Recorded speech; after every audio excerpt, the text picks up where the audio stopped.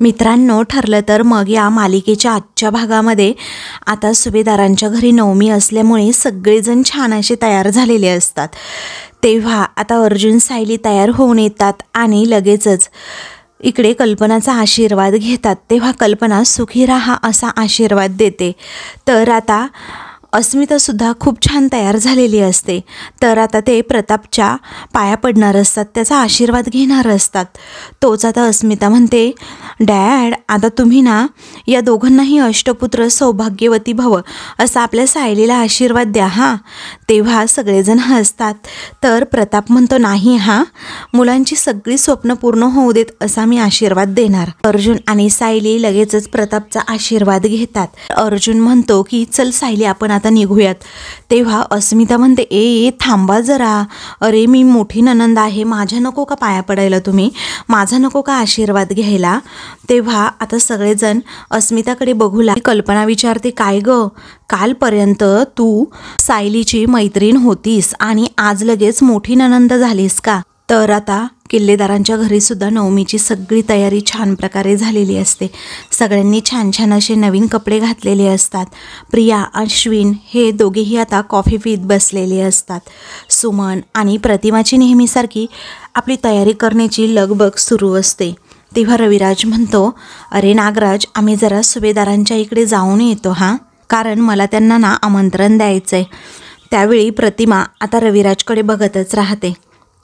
तेव्हा नागराज विचारतो, आमंत्रण कसलं रे दादा, तू नवमीच्या पूजेबद्दल बोलतोय का, आपण दरवर्षी थोडं बोलवतो त्यांना पूजेला, असं तो जेव्हा म्हणतो तेव्हा रविराज म्हणतो, पण ह्या वर्षी ना मला बोलवावंसं वाटतंय त्या सगळ्यांना। तेव्हा सगळेजण रविराजकडे आता बघतच राहतात।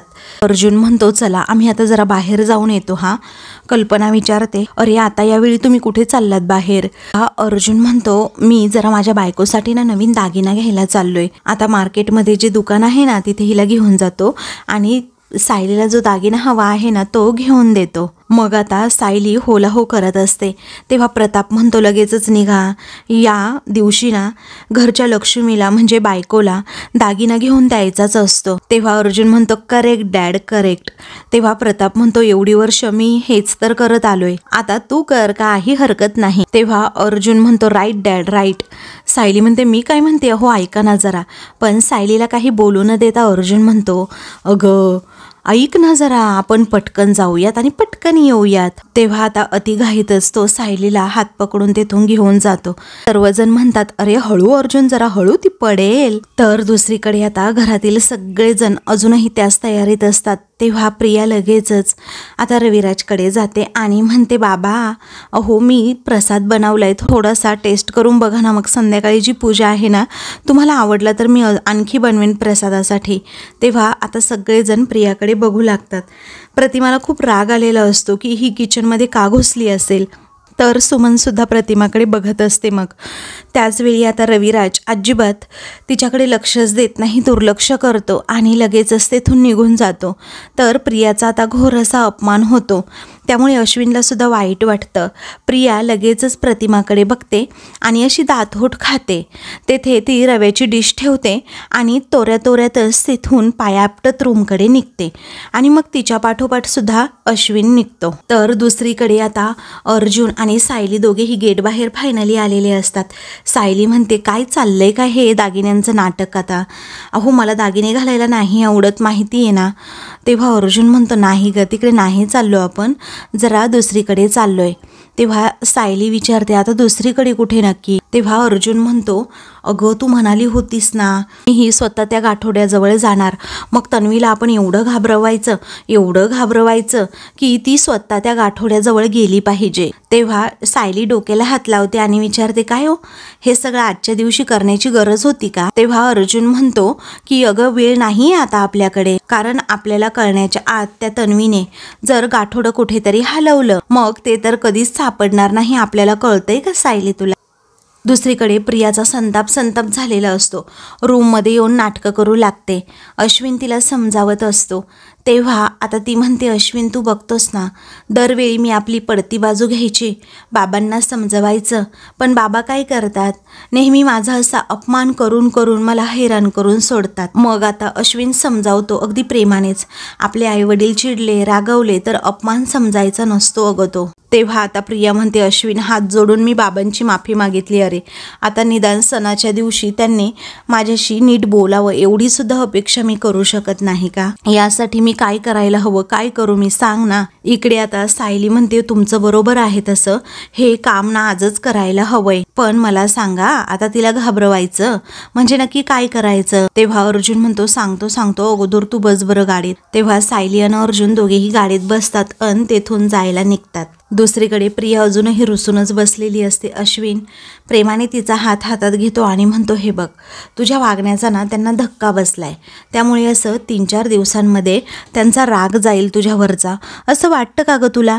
तेव्हा ती म्हणते, नाही ना. मग पुढे आता तो म्हणतो, त्यात तू अजून त्यांच्यावर चिडलीस, मग कसं होईल सांग बरं. तेव्हा प्रिया म्हणते, अश्विन अरे मी चिडलेली नाही, आता मला सांग, मी माझ्या बाबांवर कधी चिडू शकते का? अरे पण मला खूप वाईट वाटतंय, ते काय म्हणतात ना, अरे काळजाला घरं वगैरे पडणं, ते काय असताना हे आम्हाला आत्ता कळतंय. तर इकडे अर्जुन आणि सायली दोघेही भरधाव वेगाने निघालेले असतात. तेव्हा सांगा ना आता तरी आपण कुठे निघालोय, असं सायली विचारते. अर्जुन म्हणतो, आपण सिनियरच्या घरी निघालोय. तेव्हा सायली म्हणते, अच्छा हो का, चला प्रतिमा आत्यांना लगेच भेटता येईल. तेव्हा तो म्हणतो की नाही, ॲक्च्युली प्रतिमा आत्यांना नाही भेटता येणार, आपण घराच्या आतमध्ये सुद्धा नाही जाणार आहोत, आपण फक्त तन्वीला घाबरवायचंय, तिला असं काहीतरी घाबरवायचंय जेणेकरून ती लगेचच त्या गाठोड्यापर्यंत जाईल, घाबरून लगेचच ती बाहेरसुद्धा येईल. ती घराबाहेर पडल्यानंतर लगेचच आपण तिच्या पाठोपाठ जायचं, अर्जुनचा असा प्लॅन असतो. दुसरीकडे आता अश्विन प्रियाचा मूड ठीक करण्यासाठी विचारतो, काय गं, अगं सोनं घेण्याची काहीतरी पद्धत असते ना? ती म्हणते, असेल रे, नाही माहीत. मग तो म्हणतो, चल आपण तुला ना सोन्याचा नेकलेस वगैरे घेऊ. तेव्हा प्रियाचे डोळेच गरगर फिरू लागतात. सोन्याचा नेकलेस मिळणार म्हटल्यानंतर ती खूपच खुशसुद्धा होते. इकडे सायली म्हणते की जर ती घराबाहेर नाही पडली तर. तेव्हा अर्जुन म्हणतो, मग दुसरा काहीतरी प्लॅन हा ठरवावाच लागेल, पण मला काय वाटते माहितीये सायली, आपला हा प्लॅन ना नक्कीच काम करेन.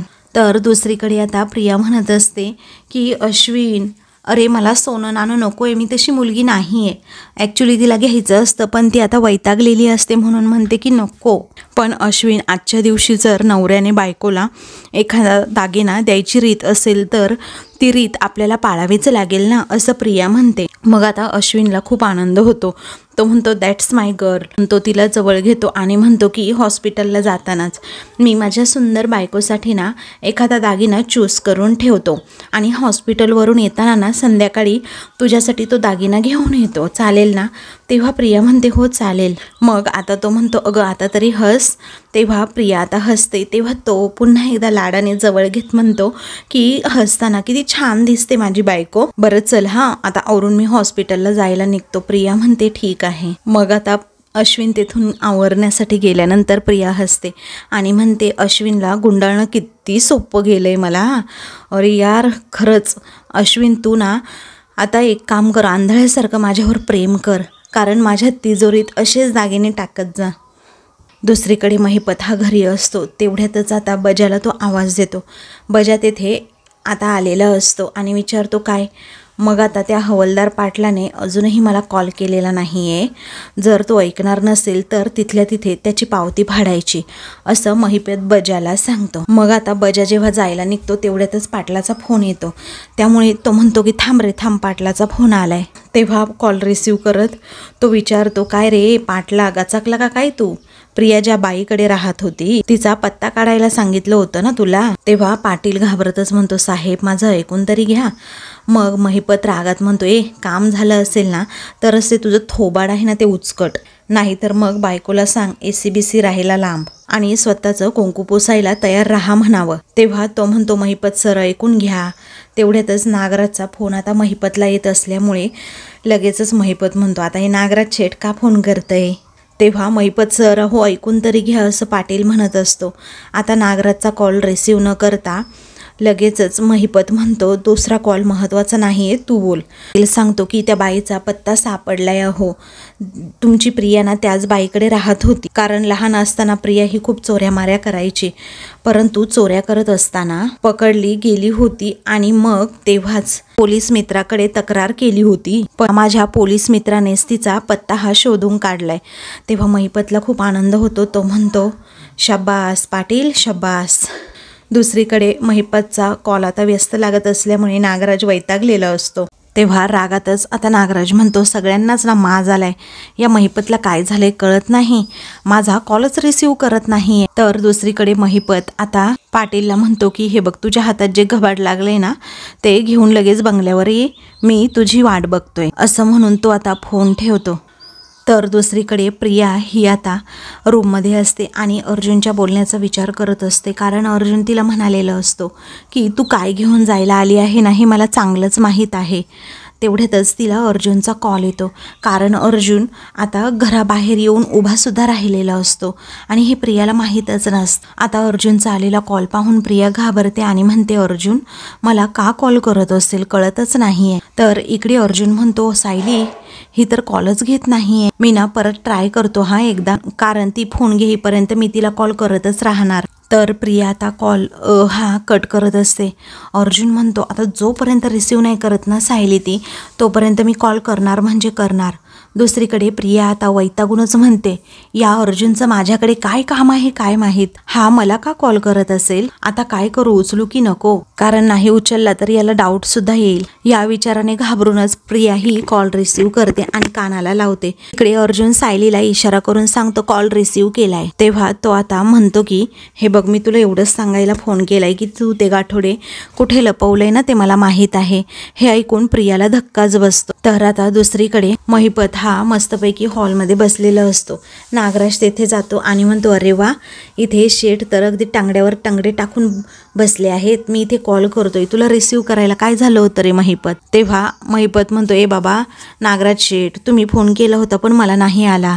नागराज म्हणतो ही असली फालतू नाटकं ना माझ्यासमोर करू नकोस महिपत, मी मगापासून फोन करतोय बघ बरं मोबाईलमध्ये, कारण आधीच त्या प्रियाने ना शॉर्ट केलाय डोक्याला. तेव्हा आता काय केलं असं महिपत विचारतो.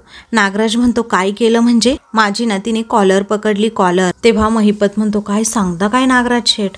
तेव्हा नागराज म्हणतो विश्वास नाही बसत ना, पण त्या पोरीची हिंमत एवढी वाढली आहे की तिने माझी अक्षरशः कॉलर पकडली. मग महिपत म्हणतो नागराज शेठ नका ना काळजी करू, टेन्शन नका घेऊ, त्या प्रियाची नांगी कशी ठेचायची आणि रस्ता कसा बंद करायचा हा मार्ग आपण आता शोधला आहे. कारण ती प्रिया अगोदर लहानपणी ज्या बाईकडे राहायची ना त्या बाईचा पत्ता सापडलाय नागराज शेठ, आणि 113% ती तिची आई असणार. तिचा बाप जिवंत आहे की खपला ते अजून समजलं नाही, पण तेही नक्कीच कळेल आता. आणि आता लवकरात लवकर आपण प्रियाच्या घरापर्यंत पोहोचणारच. तेव्हा नागराज म्हणतो अरे कसली सॉलिड न्यूज दिलीये महिपत तू. तेव्हा नागराज खूपच खुश होतो आणि त्या बाईकडे तू कधी जाणार असं विचारतो, कारण मी सुद्धा येतो मग तुझ्या बरोबर. तेव्हा नागराज म्हणतो त्या प्रियाची नांगी ठेचायला एवढी मजा येईल ना महिपत, तुला काय सांगू अरे. इकडे अर्जुनने प्रियाला चांगलंच घाबरवून ठेवलेलं असतं. तो म्हणतो हे बघ तन्वी, मी तुला अगोदरच सांगितलं होतं ना, तुझं सत्य ऑलरेडी मला समजलंय आणि आता तू कुणापासूनही वाचू शकत नाही तन्वी. तेव्हा प्रिया फोन ठेवते आणि खूप घाबरते. त्याच वेळी आता प्रिया म्हणत असते की अरे बापरे, माझं गाठोडं जे एक कपाटामध्ये होतं म्हणजे सायलीचं, ते अर्जुनच्या हाती लागलं असेल का, आणि मी महिपतच्या कपाटात जे गाठोडं ठेवलं होतं हे त्याला समजलं असेल का. पण त्या सायलीचं गाठोडं तर आता गायब झालंच आहे, पण माझं गाठोडं जे महिपतकडे आहे ते ताब्यात घ्यायलाच हवं. आता लवकरात लवकर निघते, नाहीतर हा अर्जुन ना तिथेही पोहोचेल. इकडे सायली म्हणते तुमचा फोन आल्यानंतर ती घाबरली असेल, पण अजून बाहेर का नाही आली. तेव्हा अर्जुन म्हणतो येईल, नक्कीच येईल ती, आणि त्या गाठोड्यापर्यंत ती नक्कीच जाईन, आणि त्या गाठोड्यापर्यंत ती सहजपणे आपल्याला सुद्धा आता घेऊन जाईल. असं म्हणून दोघेही बंगल्याबाहेर आता प्रियाची वाट बघू लागतात. तेवढ्यातच आता समोरच प्रिया दार उघडते आणि बाहेर येते आणि गाडीत बसून लगेचच महिपतच्या बंगल्याच्या दिशेने जायला निघते. दुसरीकडे महिपत आणि नागराज हे दोघेही आता प्रियाच्या आईचा शोध घेत एका चाळीमध्ये आलेले असतात आणि मग ते पत्त्यावर बघतात तर पत्ता व्यवस्थित तोच आता असतो. तेव्हा महिपत म्हणतो मला असं वाटतंय हीच बाई त्या प्रियाची आई असणार, ही फक्त बोलू दे, ती प्रियाना लहानपणापासून चोऱ्या माऱ्या करायची आणि मग नंतर पळून गेली, मग तिला कशी मुठीत दाबून ठेवायची, अजिबात सुटू द्यायची नाही. तेव्हा नागराज म्हणतो, आपण प्रियाच्या भूतकाळाच्या अगदी जवळ येऊन पोहोचलो आहे Mahipat, all the best Mahipat असं म्हणून दोघेही हात मिळवतात. तर महिपत सुद्धा नागराजला ऑल द बेस्ट असं म्हणतो. त्यानंतर महिपतने दार वाजवल्यावर एक बाई बाहेर येते आणि महिपत नागराजला समोर पाहताच विचारते, कोण तुम्ही, कोण हवंय कोण तुम्हाला. नागराज आता अगोदर नमस्कार करतो आणि प्रियाचा लहानपणीचा फोटो दाखवत त्या बाईला विचारतो, काय हो, ह्या पोरीला ओळखता का तुम्ही. तेव्हा ती बाई तो फोटो बघते आणि तिला अचानक असा धक्का बसतो. हळूच ती महिपत आणि नागराजकडे बघते. दुसरीकडे प्रिया आता आपली भरधाव वेगाने गाडी रस्त्यावरून घेऊन निघालेली असते. त्या पाठोपाठ अर्जुन आणि सायली असतात. पण प्रियाला थांगपत्ताच लागलेला नसतो की हे दोघे माझा पाठलाग करतायत. तिला बरोबर अर्जुनने तिच्याच जाळ्यात आता अडकवलेलं असतं. त्यानंतर अर्जुन, सायली प्रिया जेथे थांबते ना तेथे येऊन बरोबर थांबतात. वेळानंतर आता प्रिया ही थेट महिपतच्या बंगल्याजवळ थांबते. ते पाहून अर्जुनसुद्धा थांबतो. सायली आश्चर्याने विचारते, काय हो, ही अशी महिपतच्या बंगल्याजवळ का थांबली असेल. मग आता अर्जुन म्हणतो, दिसतंय तर असंच, पण आता या प्रियाच्या गाठोड्याशी इकडे या महिपतचा काय संबंध. ते दोघेही त्याबद्दलच विचार करू लागतात. दुसरीकडे महिपत आणि नागराज त्या बाईच्या घरात आता आलेले असतात. तेव्हा, काय हो, म्हणजे तुम्ही या पोरीची आई नाहीत का असं महिपत विचारतो. त्यानंतर ती बाई जरा घाबरतच म्हणते, कसं आहे ना, ही पोरगी माझ्या पोटची पोरगी नाहीच आहे. अहो, ह्या पोरीला मी ओळखते, ही फक्त ना माझ्यासाठी काम करायची. तेव्हा कसलं काम करायची असं नागराज विचारतो. तेव्हा नागराज म्हणतो, काय चोऱ्यामाऱ्या करायचं काम करायची का. ती बाई म्हणते, काय ते असेल ते, कारण तिच्या आईबापानेच माझ्याकडे पाठवलं होतं हे काम करण्यासाठी. त्यांना 5 पोरी होत्या, ही प्रिया 5वी, आणि त्यांना त्या पोरी जड झाल्या होत्या आणि म्हणून त्यांनी काय केलं तर देऊन टाकली मला ती पोरगी. तेव्हा नागराज आणि महिपत एकमेकांकडे बघतात. दुसरीकडे आता प्रिया म्हणते, माझं गाठोडं त्या महिपतने त्याच्या घरी लपवून ठेवलंय ना, आता ते काहीही करून ताबडतोब मला मिळवायलाच हवं. पण आता महिपत घरी असेल तर, पण आता असू दे, एवढी रिस्क तर घ्यावीच लागेल असं प्रिया म्हणते. तेव्हा लगेचच ती गाडीतून खाली उतरते आणि महिपतच्या घराच्या दिशेने जाऊ लागते. इकडे अर्जुन आणि सायली तिच्यावर अगदी बारीक लक्ष ठेवून असतात. तेव्हा लपून छपून आता प्रिया जाताना अर्जुन सायली बघतात. सायली विचारते, काय हो, ही अशी काय करतीये, लपून का चालली असेल ही. इकडे प्रिया आता पाहते तर महिपतची गाडी नसते, म्हणून ती म्हणते, अय्या, बरं झालं महिपत इथे नाही आहे, आता लगेचच मला माझं गाठोडंसुद्धा मिळवता येईल. चल प्रिया, चल, मिशन सुरू कर. आता प्रिया गेट उघडून आतमध्ये जाते, परंतु समोर वॉचमॅन असल्यामुळे प्रिया पुन्हा एकदा घाबरते आणि बाहेर येऊन तेथे थांबते. तर तो वॉचमॅन आता दुसरीकडे गेल्यानंतर प्रिया पुन्हा आतमध्ये जाण्याच्या प्रयत्नात असते. पण तो वॉचमॅन पुन्हा इकडे आल्यामुळे प्रिया पुन्हा बाहेर येते आणि गेटच्या आडून बघत असते. तर आता दुसरीकडे अर्जुन आणि सायली हा सगळा प्रियाचा प्रकार बघू लागतात. इकडे आता महिपत म्हणतो, पोटची पोरगी जड झाली, असे कसे आईबाप मलाच कळत नाही बाबा आता. तेव्हा तिच्या बापाचा ना बायकांचे परकर शिवायचा धंदा होता असं त्या बाई सांगते. मग त्याला जड झाल्या होत्या पोरी, तो म्हणाला या धाकटीला घे म्हणून, भार तरी कमी होईल. मी त्याला टेलरिंगचं काम सुद्धा दिलं आणि टेलरिंगचं दुकान सुद्धा खोलून दिलं. त्यानंतर त्याच्यावर तर त्याने त्याचा संसार सुद्धा चालवला. तर आता दुसरीकडे वॉचमॅन हा बाजूला जातो. तेव्हा प्रिया त्याच संधीचा फायदा घेऊन आतमध्ये जाते. दरवाजाजवळ गेल्यानंतर तिला समजतं, अरे बापरे, याला तर कुलूप आहे, आता काय करायचं. मग आता ती घाबरते आणि इकडे तिकडे ती चावी शोधू लागते, पण तिला सापडत नाही. दुसरीकडे या प्रियाचं अगोदरचं नाव काय आहे असं महिपत त्या बाईला विचारतो. तेव्हा आता ती आठवत सांगते, तिला अगोदर ना बबली म्हणायचे. तेव्हा नागराज म्हणतो, अरे ही जी तक्रार तिथे होती ना, तेव्हा त्या तक्रारीमध्ये त्या अर्जामध्ये सुद्धा हेच नाव होतं, बबली. पण सॉलिड नाव आहे ना प्रियासाठी, एकदम शोभून दिसते हा तिला. तेव्हा नागराज आता हसत असतो. तर दुसरीकडे सायली म्हणते, अहो ही तर चोरून महिपतच्या घरात शिरली आहे, पण आता काय करायचं. अर्जुन म्हणतो, मला ही महिपतच्या घरी आता जावंच लागेल, त्याशिवाय आपल्याला कळणार नाही की ती तेथे काय करते. सायली म्हणते, अहो पण ते किती धोक्याचं आहे. तेव्हा अर्जुन म्हणतो, असू देत, पण करावं तर लागेल ना. पण प्रिया त्या गाठोड्यासाठी आली की दुसरं कशासाठी हे आपल्याला समजायला नको का. इकडे प्रिया म्हणते, अरे बापरे, माझं गाठोडं तर महिपतच्या खोलीत असणार. मग आता महिपतच्या खोलीमध्ये मागच्या खिडकीतून नक्कीच शिरता येईल मला. दुसरीकडे आता महिपतने सगळी प्रियाची कुंडली काढण्याचं ठरवलेलं असतं. तो म्हणतो या पोरीचे म्हणजे बबलीचे आईवडील नंतर कुठे गेले. त्या बाई सांगतात इकडेच असतात पनवेलमध्ये, ते मोठं थिएटर आहे ना, त्या थिएटरच्या मागच्या चाळीमध्ये तिच्या बापाचं रिंगचं दुकान आहे. मग आता महिपत नागराजकडे बघतो आणि म्हणतो म्हणजे हिचे आईबाप पनवेलमध्ये आहे. त्यानंतर त्या बाई सांगतात बबली पळून गेल्यापासून माझी काही बोलाचाली नाही आहे. तेव्हा नागराज विचारतो ते ठीक आहे, पण ही बबली तुमच्याकडूनच का पळाली.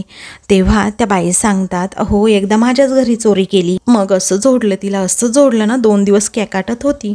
मग आता लगेचच महिपत नागराजला म्हणतो नागराज शेठ, ज्या ताटात खाल्लं ना त्याच ताटामध्ये घाण केली या पोरीने, म्हणजेच 113% नाही प्रियाचं असणार. आता हिचं दुसरं नाव उर्फ बबली. मग नागराज विचारतो पुढे बोला काय झालं. तेव्हा एकदा पाकिटमारी करताना पोलिसांनी तिला पकडलं आणि त्याच्या दुसऱ्याच दिवशी मग ती पळून गेली. तेव्हापासनं थोबड नाही बघितलं तिचं. आता जर कधी समोर आली ना तर अशी उलटी टांगल आणि सगळे पैसे वसूल करून घेईल तिच्याकडून मी. तर आता दुसरीकडे अर्जुन म्हणतो हे बघ सायली तू इथेच थांब, मी आतमध्ये जातो, तिचा पाठलाग करतो, काय करते ते बघतो. सायली म्हणते नाही मी सुद्धा मग तुमच्याबरोबर येणार. तेव्हा अर्जुन म्हणतो नाही सायली तू इथे वॉच ठेव महिपतवर, मग आता मला फोन करशील ना तू महिपत आल्यावर, असं पुन्हा अर्जुन विचारतो. सायली म्हणते चालेल, पण अर्जुन म्हणतो माझा फोन सायलेंटवर असणार, व्हायब्रेटसुद्धा होणार नाही.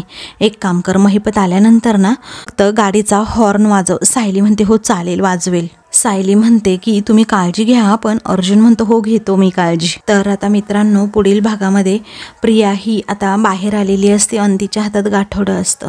ती गाठोडं पटकनच आता त्या तिच्या गाडीमध्ये ठेवते. सायली म्हणते बघा बघा आली ती बाहेर आणि तिच्या हातात गाठोडं सुद्धा आहे. तेव्हा प्रिया आता गाडीत बसते आणि भरधाव वेगाने पुढे जायला निघते. अर्जुन म्हणतो चल आपण पटकन ना तिला फॉलो करूयात. त्यानंतर प्रिया गाठोडं घेऊन पळत असताना तिला गाडीच्या आरशातून दिसतं की अर्जुन मला फॉलो करतोय. तेव्हा ती खूपच घाबरते. ती आता म्हणते की म्हणजे त्याला खरंच कळलं असेल का गाठोडं नक्की कुठे होतं ते. त्यानंतर प्रियाला चकवा देत दुसऱ्या बाजूने गाडी घेऊन येत अर्जुन लगेचच तिच्या गाडीसमोर गाडी उभी करतो. नाईलाजाने प्रियाला गाडी थांबवावी लागते. अशाच मालिकेंचे पुढील भाग पाहण्यासाठी चॅनलला सबस्क्राईब करा.